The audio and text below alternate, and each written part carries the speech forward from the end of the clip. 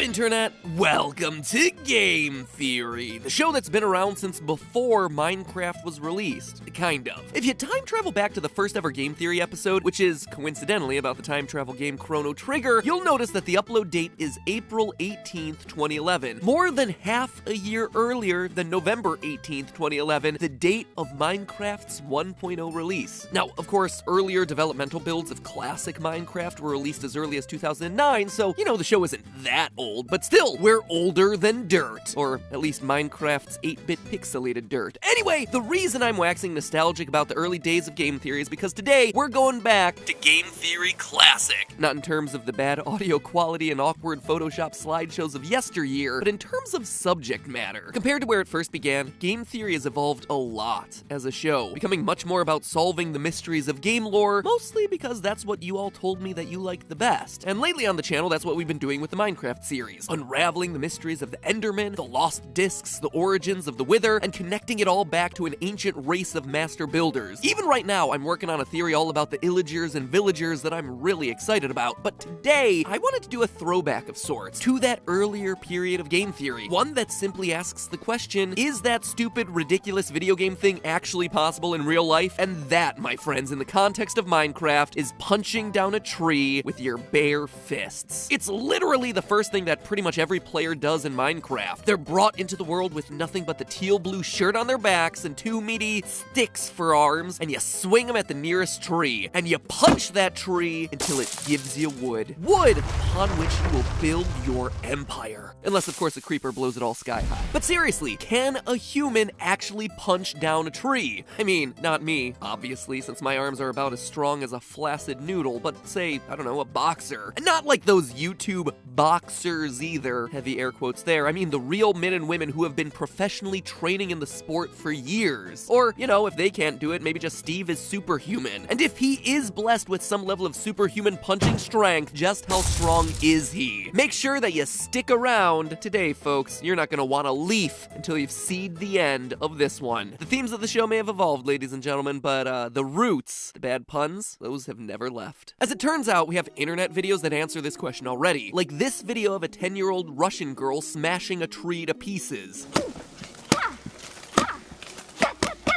In Soviet Russia, we don't cut trees down, we punch them down. Hey, that was pretty good. Best accent I've probably done on this show for years. Now, obviously, Evnika Sadvakas here isn't really giving us what we're asking about. The tree that we see in this video is obviously dead. More importantly, it's not just dead, it's been subject to dry rot, a form of wood decay that occurs when certain species of fungi start breaking down and digesting the parts of the tree that give the wood its strength and stiffness. Dry rot is not something that affects still living trees, like the ones that we're so fond of punching down in Minecraft, so if we're really hoping to replicate what we see Steve doing in the game, it's gonna take a lot harder of a punch. So how hard would it be to actually damage a tree using a human punch? Well, hard is the operative word here. The amount of damage a tree takes from a punch is actually gonna depend on how hard it is, and not all trees are created equally. For example, balsa wood is much softer than a hard maple tree, and thus is gonna be much easier to punch through. Luckily in Minecraft, we know the exact types of wood that we're dealing with here. It's not just a world filled with generic trees, but instead we know that there are 6 different species of trees in the Minecraft universe. There's oak, spruce, acacia, birch, jungle tree, and dark oak, and each one, in real life, would have its own varying level of hardness. Now, if you've spent much time in the lumber section of a hardware store, which, believe it or not, I know many of you actually have. Shout out to all the loyal theorists who currently work at a Home Depot! Seriously, that call out might seem random, but I meet more fans in Home Depot than almost anywhere else. And they're a lot. I actually like doing home repair projects, and since our first floor flooded, there's been a lot to do, alright? So thank you to all the loyal theorists at Home Depot who have been helping me out with those. Anyway, you may have heard the terms hardwood and softwood before. All woods fall into one of those 2 categories. Now, at first, you might think that these terms refer to the hardness of various woods, right? Obvious answer is obvious. But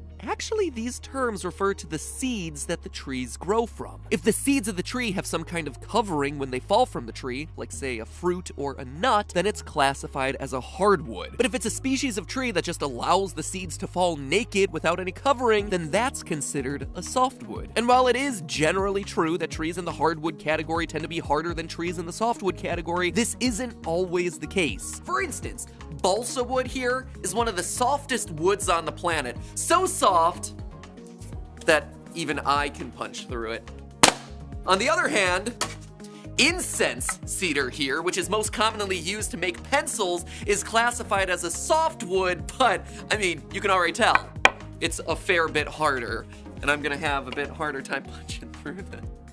Oh, I missed it! Oh, great! So good! Such a softwood! On the other hand, the yew tree is classified as a softwood, but, well, let's just say it's a little bit harder. So hardwoods can be soft, and softwoods can be hard. It's confusing, right? We obviously are gonna need a more accurate way to measure the hardness of a wood if we wanna have any hope of figuring out just how many punches it takes Steve to get to the center of that Tootsie Roll log. Luckily, there's a test for that, existing specifically for the purpose of testing the hardness of wood. The Janka Hardness Test, created by Gabriel Janka, which measures the amount of force needed to embed a small steel ball into a piece of wood of a specific size, cut, and moisture level, because all of that matters when we're talking about the subject of wood hardness. Balsa wood, the softest wood, rates a mere 70 pounds of force on the Janka Hardness Test. You can just push that thing in with your own thumb. Well, an Australian species of ironwood tree is among the hardest of woods, rating a whopping 5,060 pounds of force, because in Australia, even the trees are hardcore. And yeah, ironwood trees aren't just a fantasy term that George R.R. Martin invented. It's an actual family of plants. So, the more you know. In Soviet Australia, trees aren't wood, they're iron. So obviously we're talking about a pretty huge range here. 70 pounds of force to over 5,000 pounds of force. It's really important for us to figure out which woods we're specifically working with. So all we have to do is take all 6 of those Minecraft tree types I mentioned earlier, look them up on the Janka Hardness Test performed on the woods of the same type, and we know the hardness. Simple and clean, right? Well, not exactly. Yes, Minecraft calls each of its 6 different tree types species, but that's not actually accurate. Oak, for instance, is not actually a species, it's an entire genus that includes many different tree varieties, including white oak, red oak, Tasmanian oak, and English oak. Same thing for spruce trees, same thing for birch trees and acacia. So for each one of those categories, we're actually going to use the design of each tree in Minecraft, using especially the bark and branch designs that we see, and then choose the most accurate real-world equivalent for each of those categories. Dark oak, our 5th Minecraft tree variety, isn't a real thing either, but it seems pretty darn close to the black oak in real life, so we're just gonna use that one. And finally, jungle tree. Yeah, that's obviously not a real thing, so I'm just gonna choose a tree that's commonly found in jungles that looks roughly like our game's jungle trees. Doing all that, we get ourselves the following list. Oak is really live oak. Spruce is technically white spruce. Birch is really gonna be a gray birch. Acacia is large leaf acacia. Jungle tree is Amazon rosewood. And dark oak is really black oak. Feel free to add those to your Minecraft wiki trivia sections, guys. All units that you see present in that chart are measured in pounds of force, with our jungle tree being the hardest at 2,700 pounds of force, and our white spruce being the softest at the very low 480. Since it's hard to envision what those numbers mean, let me give you some context here. A study of boxers found that they can punch with an average strength of 776 pounds of force, with the strongest boxers hitting close to 1,300 pounds of force, meaning that 4 of our 6 different tree types are indeed weaker than the average punch of a really strong boxer. In other words, it's looking totally possible for a human to be able to punch down 2/3 of these trees. Now, obviously, not all punches are created equally, right? You're gonna wanna aim these punches carefully. If you're punching directly into the tree, you're just gonna end up condensing the fibers of the tree into each other and thus create a denser, harder tree. So, not only do we have to think about the strength of Steve's punches here, but we also have to think about the boxing technique that you're gonna use. Steve just limply waving his arm at the trunk of a tree, not gonna cut it, literally. But a hook of a punch could easily knock off a good chunk of wood, allowing you to, chunk by chunk, cut through the wood with your very own hand. So, knowing that it's now possible for a highly trained boxer to punch down a tree, the next question is, how many punches would it take to recreate what we see Steve doing in the game? It's well established that one block in Minecraft is 1 cubic meter. So, let's take our acacia tree as an example. The Janka hardness rating that we found earlier represents how much force is needed to eliminate 751.5 cubic millimeters of wood from the tree. For example, a large leaf acacia tree has a Janka hardness of 1,100 pounds force, which means that a 1,100 pound punch is going to take off that 751.5 cubic millimeters of wood that we just talked about. So, to gradually chip away at an entire 1 meter by 1 meter by 1 meter cube, 751 cubic millimeters at a time, it would take you a whopping, drumroll please,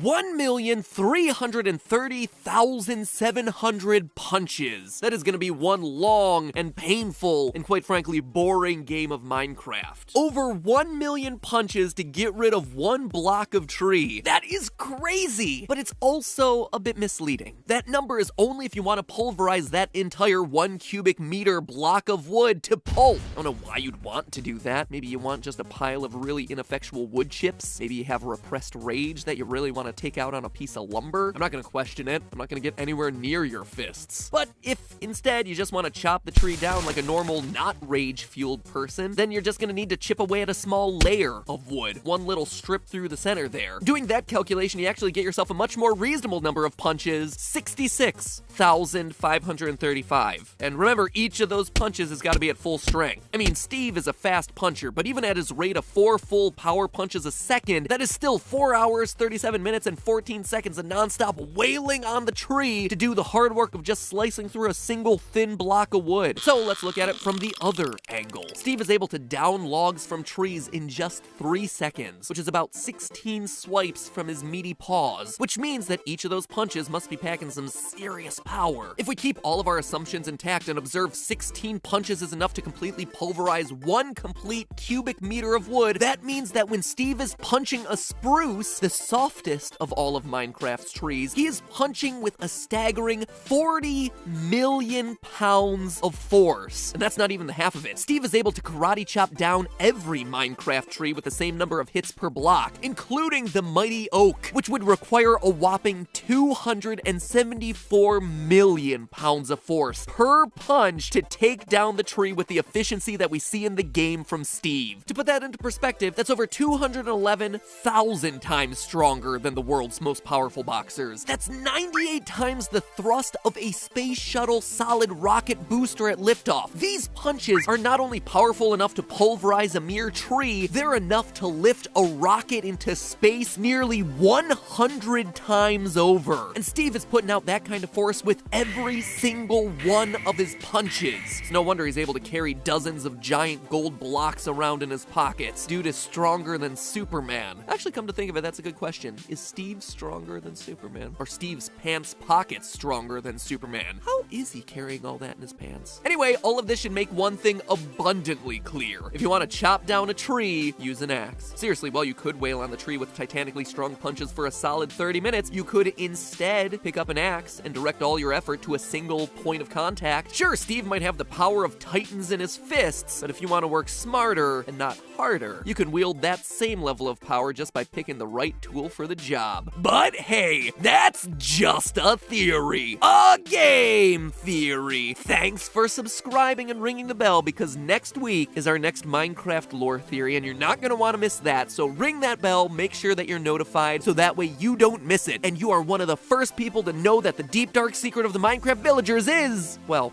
more on that next week.